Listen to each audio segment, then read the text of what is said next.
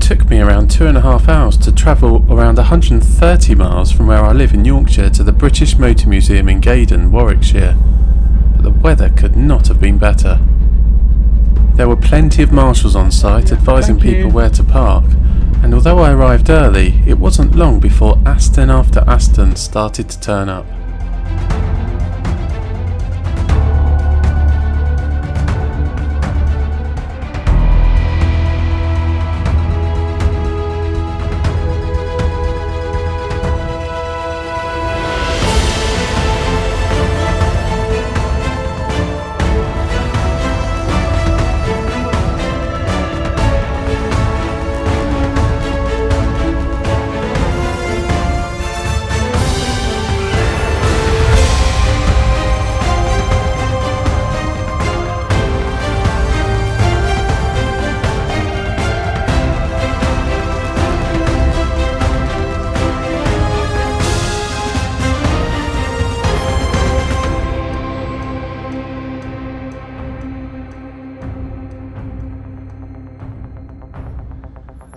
Hi everyone, welcome to another video where today you find me at the British Motor Museum in Warwickshire, Gaydon, and I'm here for another Aston Martin day, but we're celebrating 75 years of the Vantage and 20 years of the Gaydon Vantage.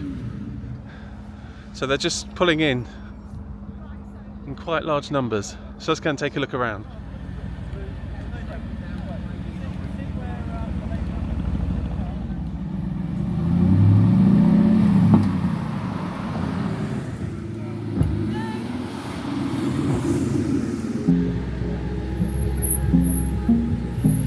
As we watch many beautiful cars turn up, let me show you where we are.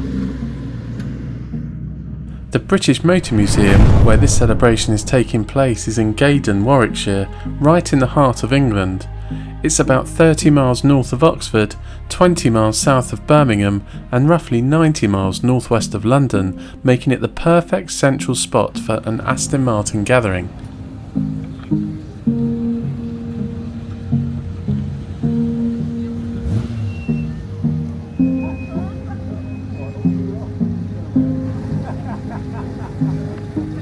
I've just noticed something being unloaded from a trailer and have come to take a closer look, and this is what we've found: the Vantage Racing Car. We'll take a closer look later on, but we'll just wait to hear what this sounds like when it starts up.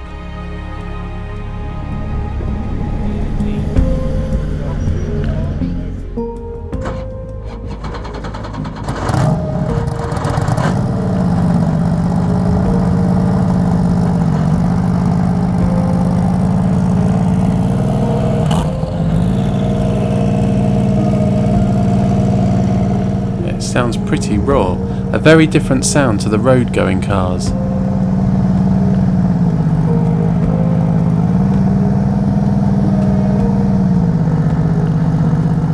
Only one set of lights working at the moment. I like the livery design.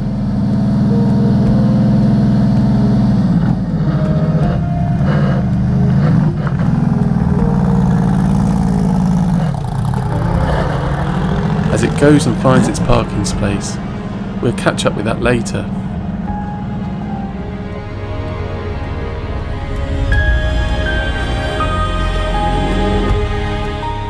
Now, as we see numerous cars arriving and being directed where to park, did you know the name Vantage first appeared way back in 1950?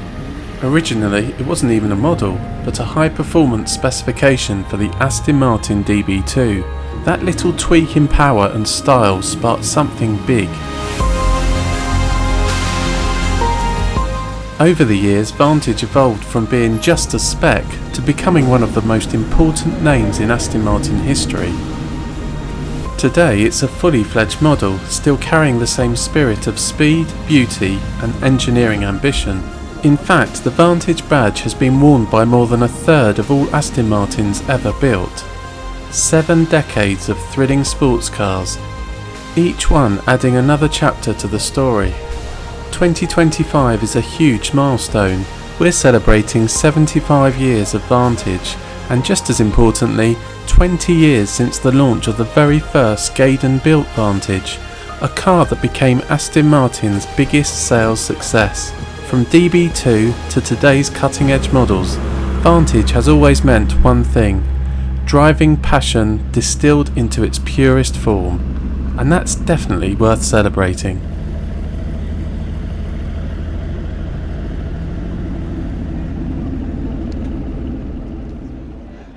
Here we have a number of GT12s, but this one is one of only 5 in the world, which was licensed by the Gulf Oil Company to wear the famous racing livery in colours. Just 100 GT12s were made.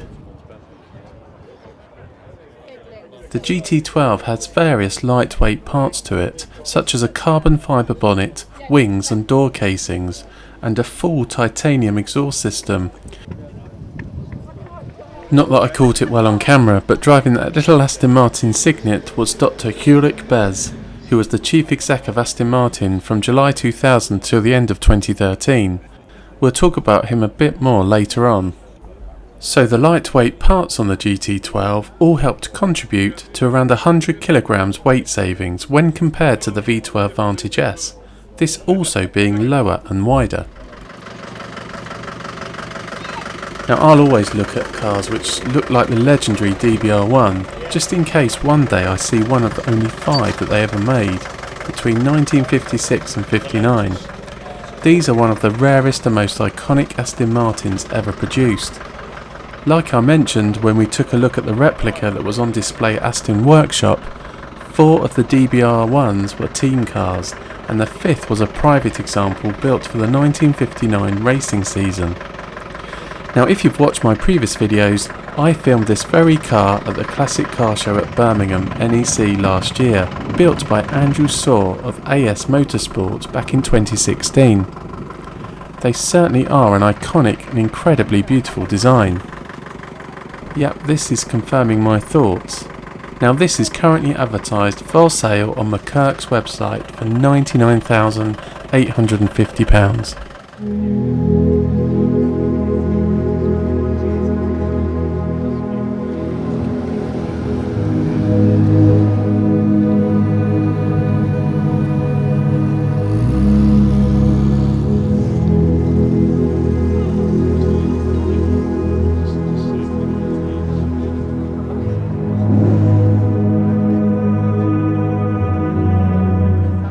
So George, nice to meet you. Hi Dan, I'm Dan nice from to meet Fuel you. the Passion. Yes. And we've spoken on social media, haven't we? Quite a few times. And I'm a follower of your YouTube channel. I love your videos. I really appreciate that. And it's lovely to see your car now finally here in person, because I've seen photographs of it and you've spoken to me about it on social media, and it's wow. Now I'm seeing it. So this was supposed to be a September build, but they moved it forward to May because obviously with the American tariff situation, they were able to move the build dates forward. Yeah. So I got a call in May saying your car's been built. Are you coming to collect it? How exciting. And has it fulfilled everything that you wanted it to fulfill? Mostly. It's a lovely car. I'm thoroughly enjoying it. I love the look of it. It gets so many admiring glances. Yes. There were still things I enjoy about the 2019 car, which is my previous Vantage. Yeah.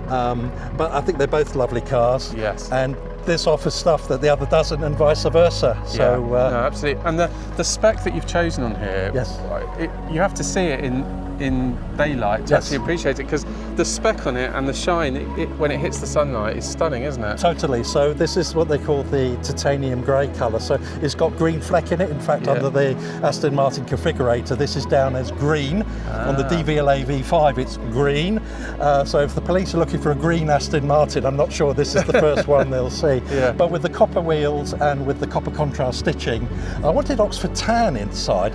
The issue with Oxford tan was they said, here's the swatch, try this when you take the demonstrator out. We put it in the dashboard, we couldn't see out through the screen. They said, well, you can have a black top and copper inside, but that's 9,000 and 9,000. It's just enough's enough. You have to know where to draw the line. Yeah, no, absolutely. No, it's beautiful. Yes, the Michelin tyres on this, and you put Michelins on yours, I know, but they make so much difference to the handling, they really do. But this is like a little bit like they've taken the 2019 and they've finished it off. Yeah. It's just like they've spent that little bit of extra money. It's got the Bill Stein suspension, and just things are just moved on a bit. Yeah.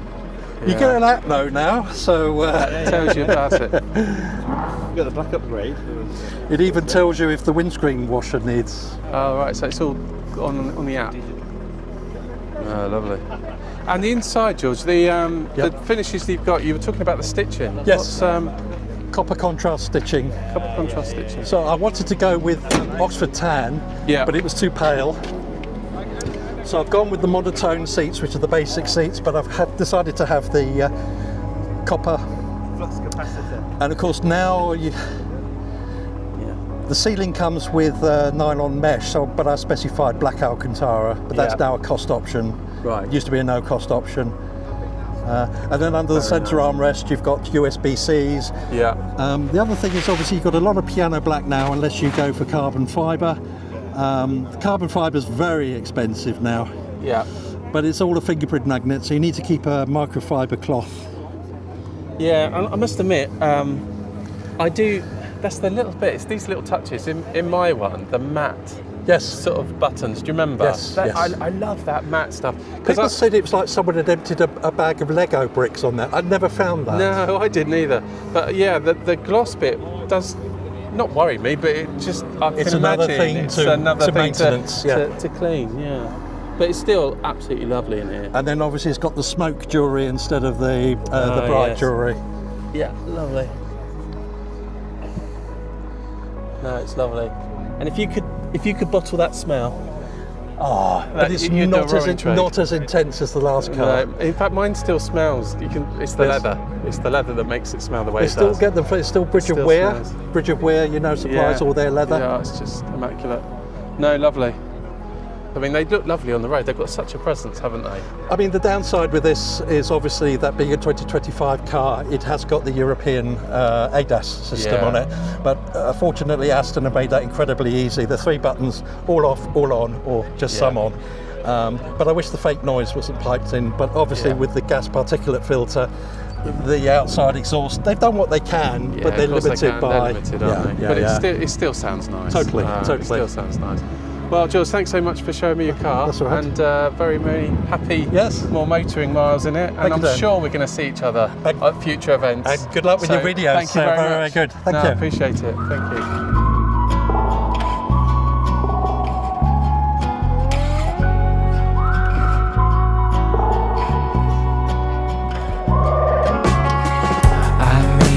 Call at 9:30 and thought not to ask why. Turn the wheel and drive all the way up 65. I don't really wanna leave like that. I don't really wanna fight. Do you have that dream where teeth fall out? Do you have that dream and know why? Windows down, heart of ice. I don't really wanna leave like that.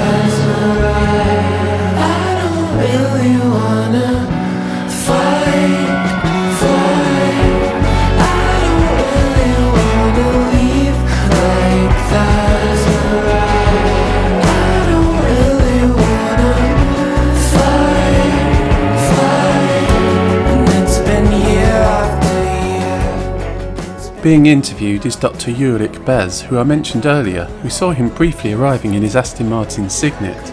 Dr. Bez is a significant figure in the world of Aston Martin, being the CEO and chairman of Aston Martin Lagonda from July 2000 until the end of 2013. He pushed the development of a new architecture, the V8 platform, which underpinned many of the Aston Martins at that time.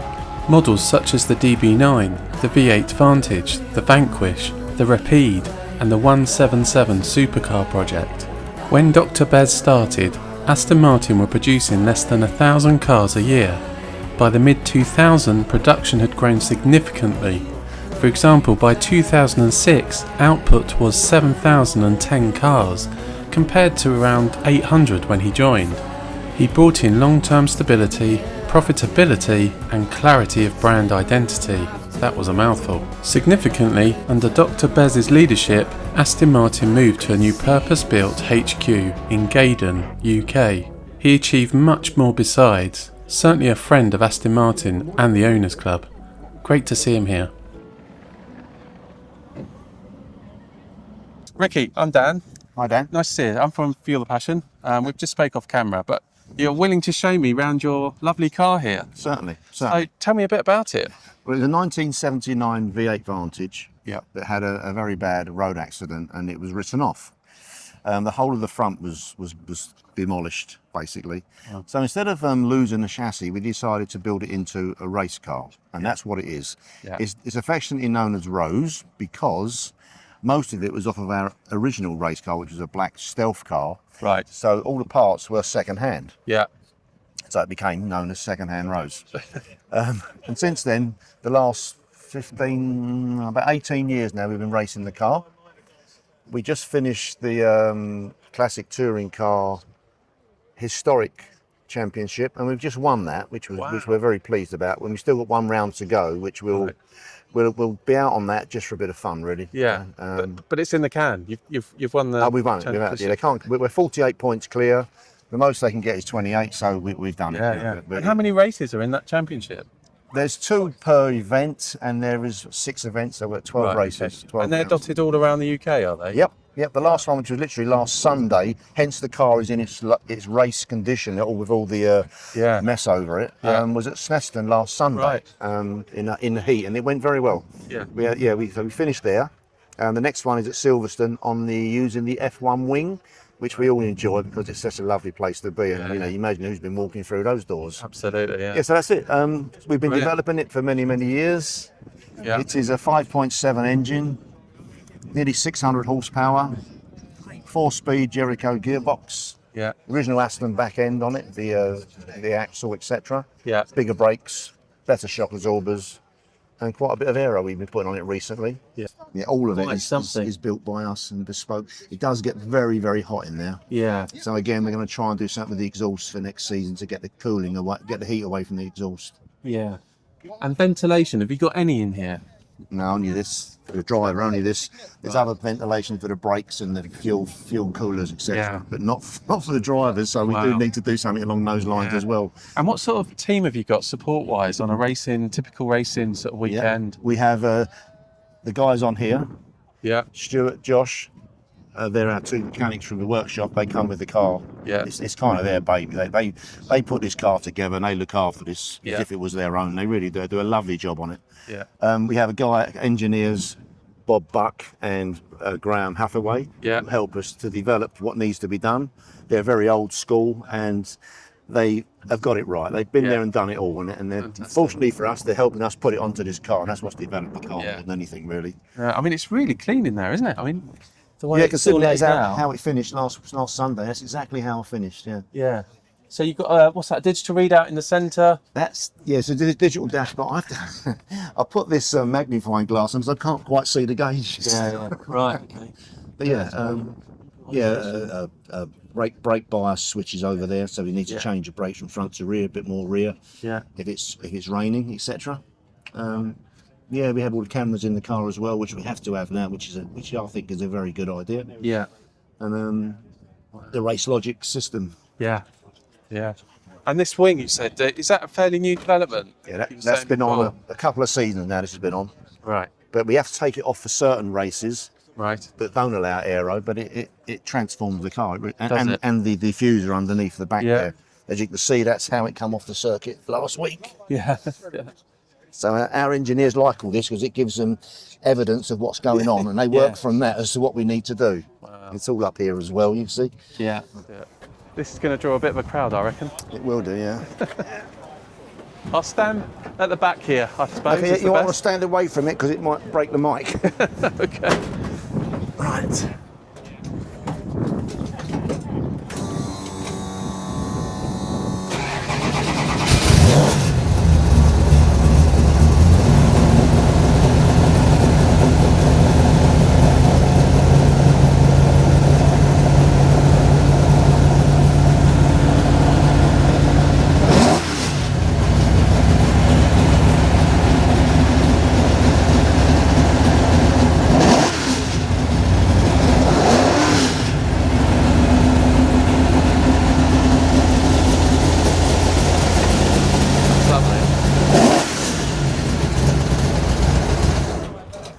Tell me about the engine. What are we looking at here? So the block is the original 5.3 block from Aston's. Yeah. It's been dry sumped. Yeah.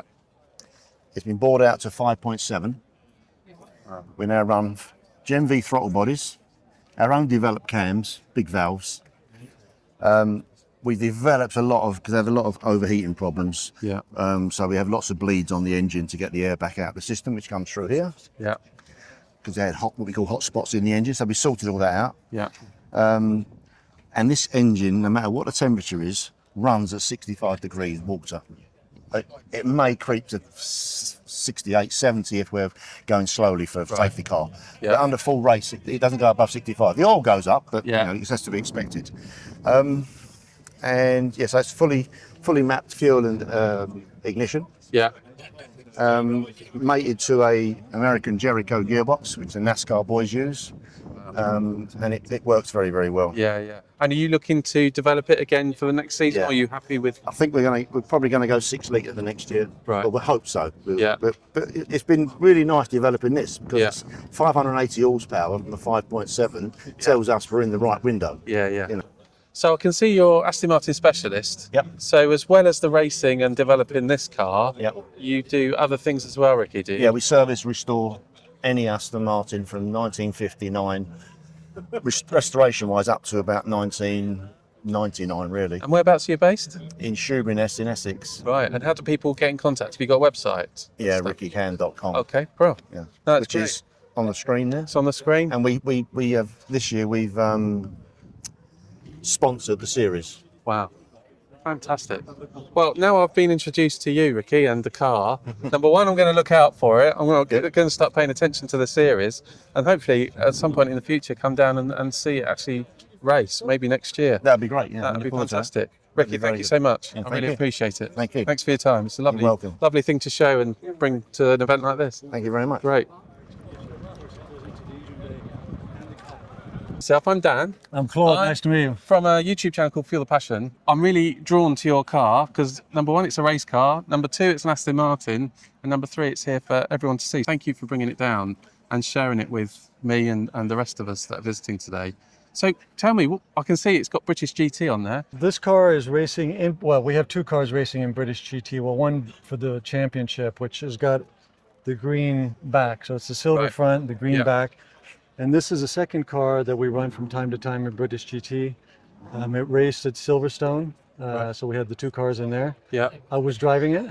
Fantastic. So, sorry, just for the camera and for the driver, what's your name? Claude Beauvais. Claude Beauvais. So I'm the owner of Blackthorn, and over here is Dan Geel, Nice to meet you, Dan. our team principal. That's it. So yeah, I raced with our co-driver Charles Bateman, who is really, we did it the silver am, but he's not really a silver, he's kind of like a bronze plus. Right. So next year, hopefully he'll be downgraded to a bronze, like me, because I'm a bronze amateur racing. Right. But we came in third, so that was nice. Congratulations. Yeah. So that how was many a good races are there? Excuse my naivety on it, but how many races are there for the series that? So British GT this year has 7 rounds. Right.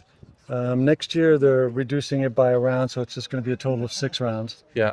And it's really the top championship here in the UK for GT3 racing. Yep. In the other car, so the one with the green back, and it's the number 7. Yeah. The drivers are Giacomo Petrobelli, who's the bronze, the amateur driver. Right. Very talented, very experienced Le Mans driver. And then the factory driver is from Aston Martin Racing. His name is Johnny Adam. Fantastic. What a team. Yeah, it's a good lineup. We had the good fortune because we raced in Spa in June, and we won. So it was and not just one. Giacomo and Johnny absolutely dominated, won by 30 seconds. So it was quite a great weekend for us. Really, to win at Spa is one of the wonderful things. It's like Le Mans. It must be absolutely amazing sitting in there. So what is it like to drive? It's a beast. Yeah. It's small. All these cars, the GT3 cars, are all kept within a certain range. For instance, they'll all be around 550 horsepower. Yeah. About 1,300 kilos of weight. And then you have this thing called balance of performance, BOP, which will adjust it depending on the difference between cars. Like for instance, a Porsche with a rear engine and an Aston Martin with a front mid engine they're going to have different characteristics. Yeah. So, different power bands, things like this. So the BOP adjusts for that so that these cars are very competitive. Yeah. Otherwise, you might have one that's always ahead of the other. Yeah. So a real competitive grid that this is. It's very racing in. competitive, but the engine is probably good for about 750, maybe 800 horsepower. Right. And the weight, we could get it down to about 1,200 horsepower, and that's with all the fluids except fuel. So, for instance, when you see the manufacturer's quoting dry weight, that doesn't have any liquids in it. Right. So no oil or water for the radiator. So this goes on the grid weighing roughly what? Well, depending on the championship and the BOP, but it'll be anywhere from 1,280 to 1,300 kilos. Wow. Without fuel. Yeah. So imagine with 550 horsepower, this thing is a rocket. Yeah, I can imagine. And so that's one part of it. The other part is, it's with the slicks, obviously you have tremendous grip. The aero keeps the car stuck to the ground. Yeah. Big difference between this and a road car is you have this thing called a rose joint.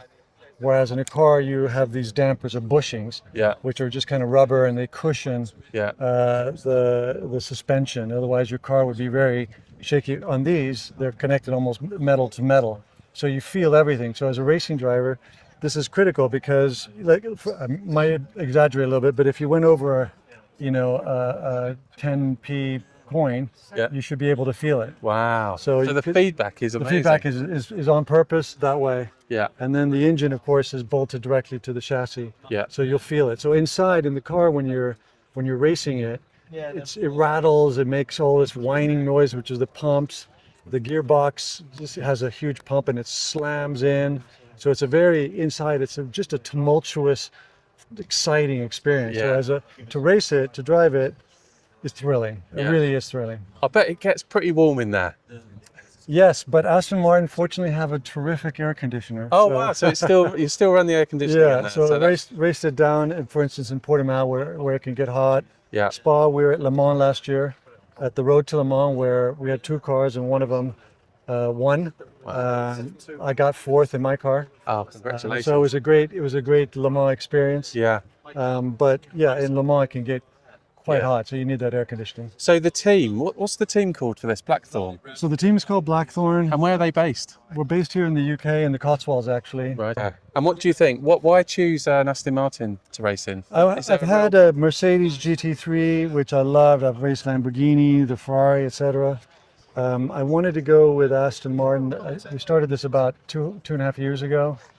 I had this idea that what Lawrence Stroll was doing with Aston Martin was really just going to pay off, and it was an opportunity to kind of come into a team that had been struggling somewhat, a brand struggling somewhat, with a new person at the helm, new direction. You could see that in the F1 team.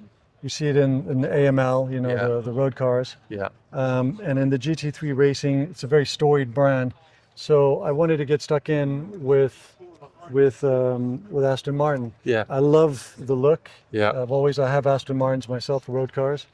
So that was the reason, really. Fantastic. Can I tell you a story behind the livery? Yes, please do. Unique. It is a lovely livery. Actually. Yeah. It suits the car really well.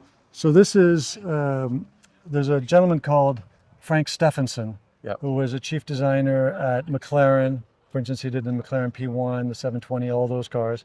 At Ferrari, he did the FXX, the 430, BMW, etc. He's a Hall of Famer. So a very famous designer, hugely talented, very humble, terrific guy. I know him well. And so I went to Frank and said, hey, can you do a livery for us? Because, you see race cars and they all kind of have similar liveries with kind of brash, loud, hodgepodge colors and things. And so he came back and I told him the brief is the timelessness of Aston Martin with the coolness of Bond. Brilliant. So that was the remit. He came back with 5, and this is the one that I liked the best. Originally, it was in the silver color. Yep. All over. All over, the whole car was silver. silver. Sort of a blend to a nice gold. And the reason why it was silver is because if some of the Bond movies, you have the shadows, the female dancers, and it was a kind of the play between the blackness of the shadow and the colors behind. And then over time, it's evolved with these other colors. So we have it in. We have new colors coming out. I won't say much about that. Right, We'll see next year. Do a reveal. But very, very cool things coming out. So you're racing again next year? in Yes. another Vantage, will that be? Yes, always is. We have three of That'd these. be- right, okay. We so have it'd three be of this. these GT3s, Astons.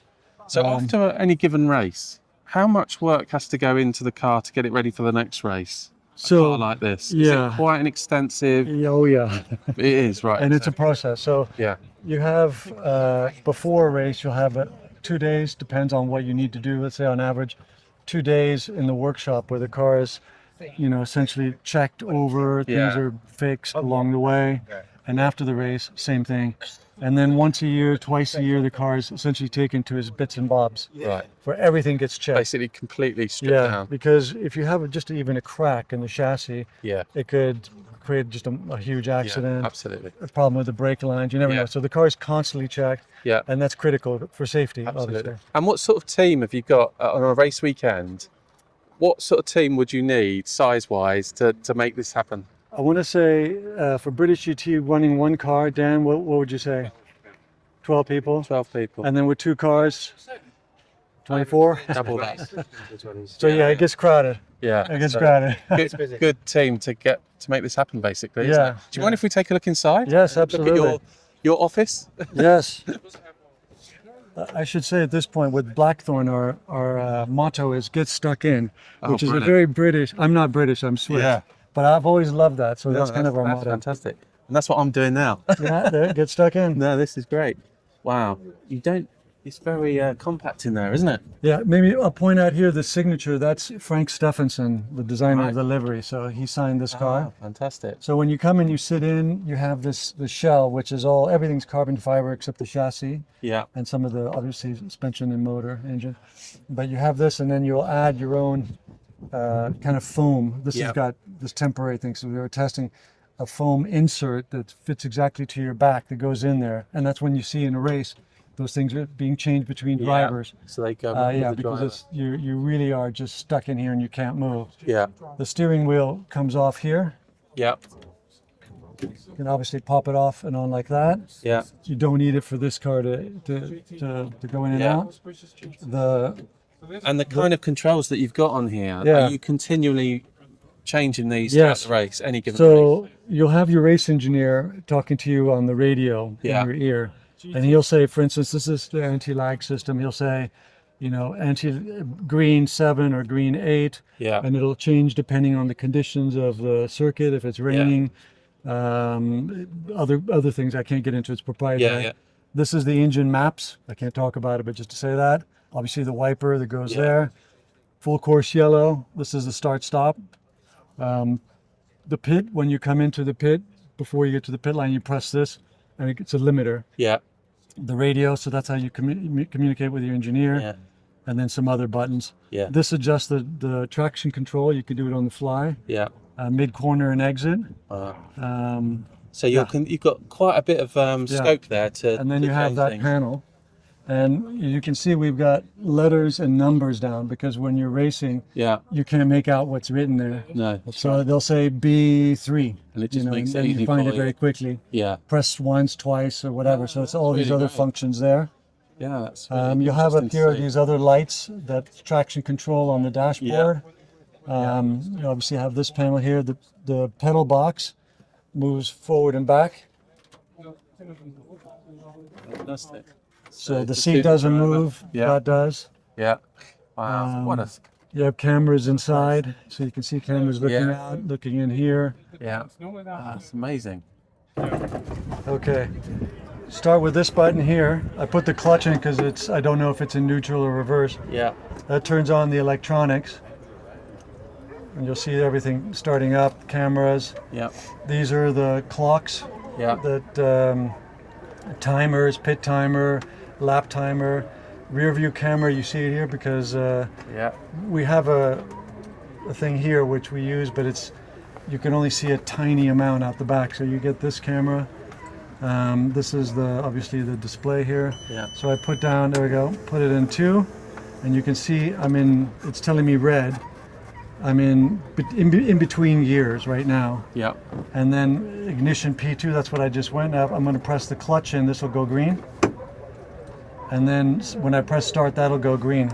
I can't put it in neutral now because we have to move the car back and forth, Yeah. but let's light it up.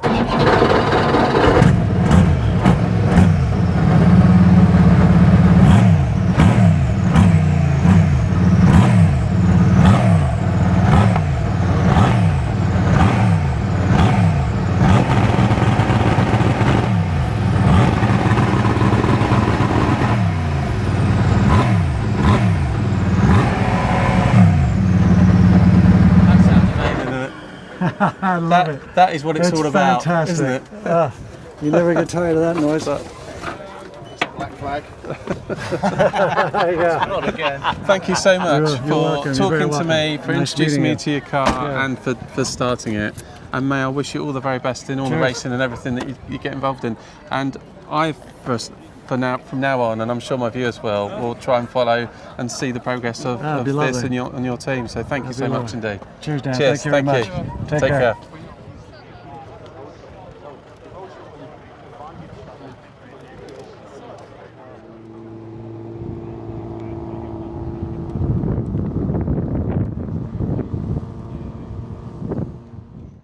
So here we are at the end of the day, and what a brilliant day it's been here at the British Motor Museum here in Gaydon. And look where I've parked the FTP Vantage. What a great closing shot next to the FIA Formula One safety car. That's really nice in itself, isn't it? But we've seen a lot of really great cars here today. And if you could choose one car to drive home in, which one would it be for you? That's a real tough one. I must admit, although I love all the cars, whenever I come back to my own, I'm always really thankful. And I still love this. So yeah, what a great closing shot. I hope you enjoyed that. If you did, please consider giving it a thumbs up. As always, comments below are always welcome. And if you haven't already, please subscribe because there's plenty more videos to come. See you on the next one.